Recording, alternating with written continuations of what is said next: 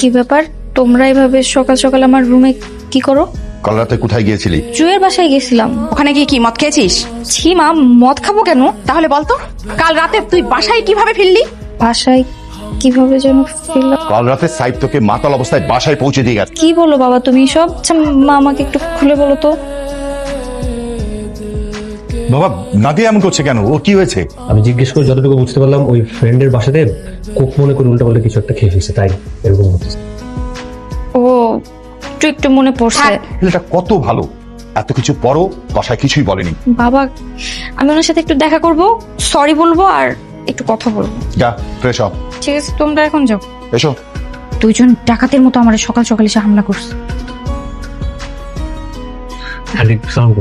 ওয়ালাইকুম আসসালাম। নাদিয়া বাসায় আছে? হ্যাঁ হ্যাঁ, ও বাসায় আছে, তুমি আসো, আমি ওকে